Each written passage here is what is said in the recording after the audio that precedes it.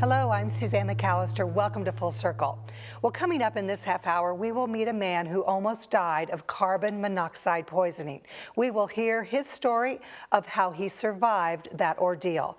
But first, to remind us of the importance of home health safety, especially when it relates to our heating sources, we have two representatives to tell us about some important things. First of all, I'd like to welcome Sarah Mamuska Morris. She is the Director of Shared Field Services at Citizens Energy Group. I'm so glad you're here, Sarah. Thank you. Also, we have Rita Wright. She is a captain at the Indianapolis Fire Department and a public information officer, so I welcome you as well. Thank you. So, Sarah, why is this subject of home heating health and safety so important to Citizens Energy Group and the customers? Well, for Citizens Energy Group's customers, this is especially important because now that we're in the heating season, it's important to keep in mind home health and home safety in regards to heating. Using the proper equipment to heat your home and making sure that your appliances are in good working condition to avoid any buildup of carbon monoxide gas in your home. So as a representative of the Indianapolis Fire Department, I'm sure you've seen many homes that have been destroyed by fires because of this lack of awareness of our appliances. What advice do you have, Captain? Well, the most important thing that we try to encourage people to have is a working smoke detector in their home. So a variety of things can cause an actual fire. It's not always about carelessness. Sometimes they are legitimate, let's say an electrical fire or something like that. But we want to make sure that the first line of defense is to have a working smoke detector. And also, we should also on every level have a carbon monoxide detector as well. Absolutely, yes. And they do have the detectors that are dual purpose, so that's very convenient. They're not very expensive. You can buy them in almost any hardware store, but we encourage everybody to have not only the smoke detector, but the carbon monoxide detector, so the multi-use detector is very efficient. Sure, that makes a lot of sense. So Sarah, how does Citizens Energy Group get this message out to the community? Well, we have an event every year we call Winter Wise, and that's in collaboration with the IFD, where we hand out smoke detectors and we talk about safety in the home and with heating. We have messages on our website, and we have some videos on our website that help identify things that a homeowner can do to keep their meters and stuff in good condition. For example, in the winter, we want to keep the buildup of snow and ice from around the gas meter and around your vent to keep blockages which would cause carbon monoxide buildup in the home. You know, because we do take things for granted. You know, it's warm and we don't want to be outside and we think, oh, it's always going to work. But obviously that's not the case. Can we get a home inspection through the fire department? We will be happy to answer questions about your home, but we don't have the opportunity to or the personnel that we can get to every residential person in the city and do that, but we certainly are open to referring you to someone that can or to answering any questions that you may have. One of the things that we encourage as well is to not wait till the cold weather hits prior to getting these questions answered. Make sure that you start thinking about it in late summer, early fall, because you know it is Indiana and the cold weather comes and goes so quickly that you know a lot of people forget about it until the first snap of cold weather and then it's too late. So we encourage people to start asking these questions around August. Okay, that's another good reminder. We don't want to wait until it breaks down. But, you know, obviously Citizens Energy Group is all about natural gas, but there are alternative sources of heating. Do these present some bigger issues that we need to be aware of? Well, there are some issues with alternative heating sources. One alternative heating source that we do not recommend is using your natural gas oven for heating. If you have another appliance that isn't operating, that can create a buildup of carbon monoxide in the home. Ovens are not created to heat. There are some other appliances that are acceptable. I think Rita can probably talk more about the type of heaters that are not What would you dangerous. recommend then? Well, obviously, if you don't have Let's say, how do I say this?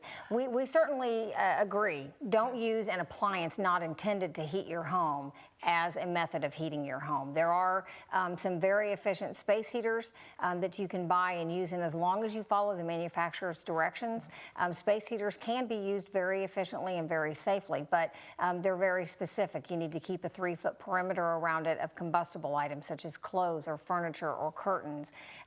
Heat the room that you're going to use and then turn the space heater off before you go to bed. Don't leave the space heater running overnight. So there are ways to heat your home that are appropriate. Appliances are not one of them, so we don't encourage that. We also don't encourage using kerosene heaters indoors because that is a very dangerous practice, and it's very easy to be overcome by the kerosene heater. All right, well, I'm glad you mentioned the 3-foot safety zone around those heaters. I'm sure a lot of people will be checking that in their own home. Well, don't go away. We have lots more to cover after this.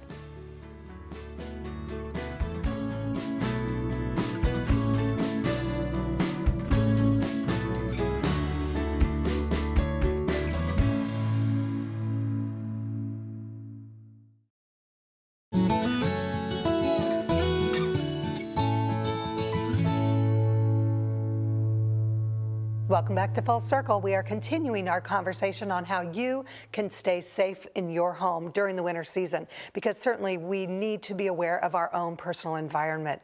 And I want to start with our officer from the Indianapolis Fire Department. Tell us what we should be doing on a regular basis so that we ensure that our home is safe from fires. Okay, well, the first thing you need to do is make sure you have a working smoke detector, at least one on every floor. If not more than that, but at least the minimum of one on every floor. Second thing is make sure you have a family evacuation plan. Make sure that everybody in your family, from kids to seniors, because a lot of times we forget about the seniors that live at home, they need to understand 2 ways out of every room and where that family meeting place is outside the home. Thirdly, get out of the house and call 911 and let the fire department come and do their job. Don't try to retrieve anything. The next thing that we recommend is make sure that you get your equipment serviced every year. Make sure that you service your water heater, your furnace, your fireplace. Those things are things that you can do throughout the year before the cold weather hits, that you can call your utility company, you can call a service provider and get those things serviced, and make sure that they're in working order prior to the winter coming. And you mentioned calling the utilities. Certainly, Sarah, that's what you recommend as well. So no question is a small question. Correct. No question is a small question. If you are having trouble paying for your bill, please call the utility to make arrangements instead of using an alternative type of unsafe home heating system. You want to call and make arrangements with the utility. We are welcome to answer any questions. Also, if you do feel like there's a carbon monoxide buildup in the home, or if you smell natural gas, which smells like rotten eggs. If you smell natural gas, you want to make sure that you leave the home immediately. Don't turn on your lights, don't use your phone, don't do anything. Leave the home immediately, go to a neighbor's house and call 911 and Citizens Energy Group or your local gas utility.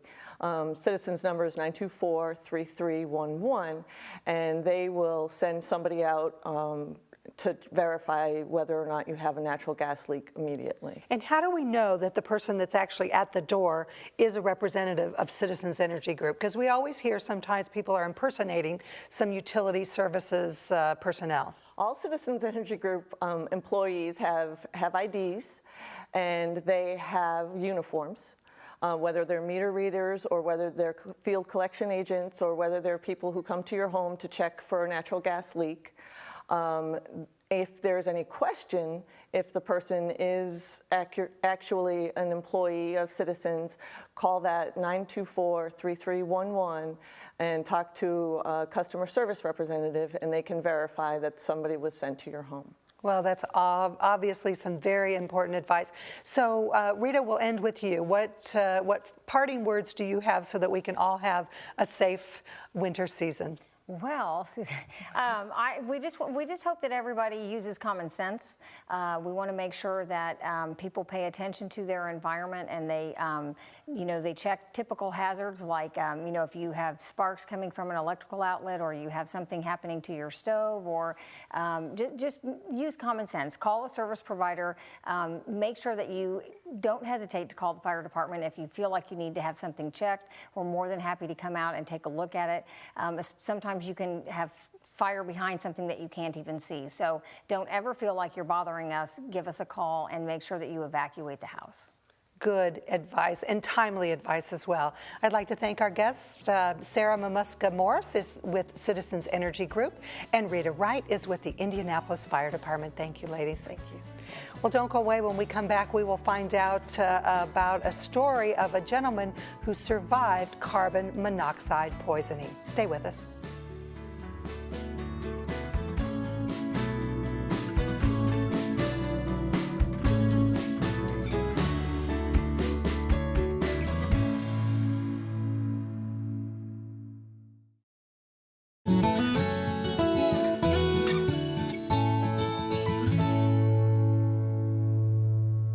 Welcome back to Full Circle. On today's program, we're talking about the important role that Citizens Energy Group plays in keeping us safe. We also have a responsibility ourselves in keeping our homes safe. But it is a tremendous partnership, and we're so thankful for Citizens Energy Group and what they're doing to maintain our safety. And certainly a person who knows all about the importance of being aware of carbon monoxide buildup in our homes is John Lucas. He is a Vice President of Information Technology at Citizens Energy Group. Welcome to the program. Thank you very much. So earlier in the program, we were talking about being aware of having these monitors and having them on every level and checking the batteries. You had a tragic situation in your life. Tell me your story. Well, I do want to talk a little bit about safety to kind of lead off. And at the time, I lived in an all-electric apartment, so I didn't think that a CO detector was important because I didn't have a gas source or something that potentially could create CO. Unfortunately, I lived over a garage, and because of that, a young lady that lived in the apartment complex with me, she actually committed suicide in her car in the garage underneath my apartment. And unfortunately, the CO leaked up into my apartment, and in the morning I got up and actually was passed out for about 7 hours. Wow. Because of the CO. And for those of us who may have forgotten our chemistry, CO is carbon monoxide. Correct. So you actually were passed out for 7 hours. Mm-hmm. What was your first awareness when you woke up? I mean, did you have any clue what was going on? I really didn't. I kind of woke up and I was a little bit confused. It was bright and sunny, and I didn't remember, being asleep for that long. I was actually in the bathroom because I'd gotten up and walked into the bathroom, and that's where I had passed out. At that point, I realized something was wrong. My legs weren't working, or my right leg wasn't working. My left leg was working very poorly. My right arm didn't work. So I kind of had to crawl with one arm and part of a leg to get to where my phone was so that I could dial 911. So when you called 911 and they came to your apartment, what happened? Well, after I had called and I kind of gave them some, where I was and location, I passed out again. Wow. And the next thing I remember was being on a stretcher going down the stairs of the apartment on my way to the ambulance. So at what point did you realize that a woman in your apartment complex had committed suicide and you were almost a victim of that as well? That actually was about 8 hours later. I went over to the hospital emergency room. They checked me into the ICU because they were trying to figure out what was wrong with me. At one point, they thought I might have had a heart attack. And actually, the police detective that was investigating the young lady who had committed suicide went over to the hospital and went into the ICU and let them know that I was a victim of carbon monoxide. So when you heard that news, what do you remember? Now this was how many, to the day, how long ago this was for you? It was 2 years and 4 days ago. Yeah. And it was 8 hours after I had woke up that I found out. At that point, I felt relieved that it wasn't a heart attack because I was a little bit, concerned that I had had a heart attack. Sure. Then I wasn't quite sure what was going on. I ended up spending about 8 days in ICU, another 14 days in the hospital, and then 2.5 months off work, and then another 6 months in physical therapy after that. But because of the kind of the side effects of the carbon monoxide and some of the other things, I actually had complete kidney failure for about 18 days. My goodness. A couple of blood clots in my leg, a very large operation, a 24-inch incision on my leg to fix some a fasciotomy because of some swelling and some other things. So it was a pretty traumatic event for myself and for my family. No doubt, very traumatic. So as you now look back, that your life may have ended because of the suicide of someone else, how has that changed your view of life and how you approach life? You know, I get up every morning and it used to be I'd feel good when my feet hit the floor. I now feel good when I back the car out of the garage. I have a new meaning for what I consider getting up in the morning, but every day is a good day. I don't have bad days. I won't say that I don't have days that I don't get upset or things go wrong, but every day is a good day. And I really look forward to doing things and continue to do things with my family and getting back to where I was before the accident. Certainly, when we do have those tragedies, oftentimes it makes what we thought was a big deal very small by comparison, doesn't it? Yeah, it does. It really does. Well, we're talking about safety and the importance of being proactive so that we don't end up with some kind of carbon monoxide buildup in our own home, whether it's through the act of someone else or negligence on our part. What's your message of safety, and what were some of the lessons learned for you? For me, a carbon monoxide detector in every level is critical. Even though I thought because of the electric, and I worked at the gas company, so I thought I would know that I didn't need one. But the answer is you have to be very careful about that. I actually, with my daughter in college, and she was renting an apartment or a house, I insisted that she have a carbon monoxide detector. And it actually went off. She called the local gas company, they came over, and there was a gas leak. So because of the detector, she actually, you know, I don't know what would have happened, but it definitely caused anything bad or kept something bad from happening. So I would recommend that fully. Make sure that they are, you know, with a battery, replace them twice a year, you know, when you're supposed to. Don't use that battery for something else. That's there to save your life. And that's exactly what happened with you. Your life was saved, it was spared. And I hope that through our discussion today, you will be proactive in your own health and safety. The website is on the screen. You can find out more. The Citizens Energy Group website has so much helpful information broken down into really usable information. So John Lucas, thank you for sharing your story. He's the Vice President of IT at Citizens Energy Group and a survivor. Yes. Well, don't go away. We are back with our music segment after this. Musical Showcase is brought to you by Flanner & Buchanan, helping families tell the story of their loved one's life.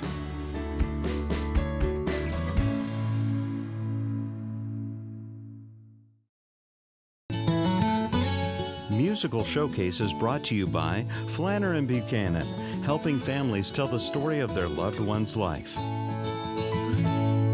We are back, and if you are a regular viewer of Full Circle, and we hope you are, you know that this is our music segment.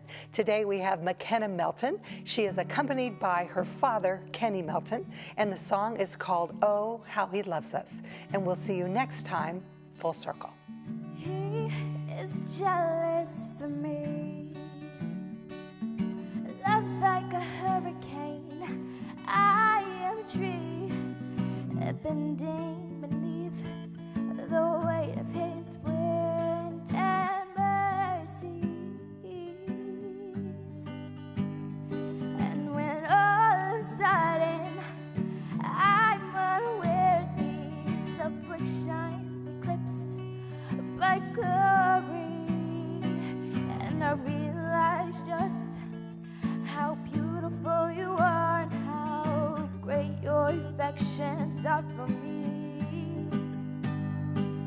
And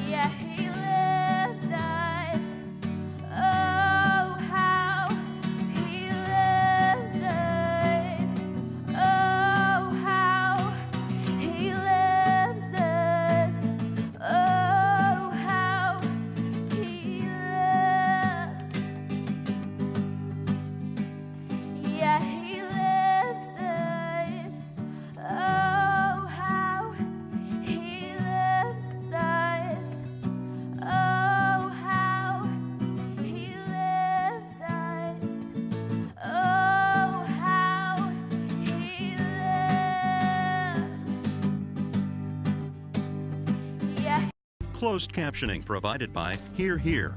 Hear Hear, discreet hearing solutions at affordable prices. 317-731-5386.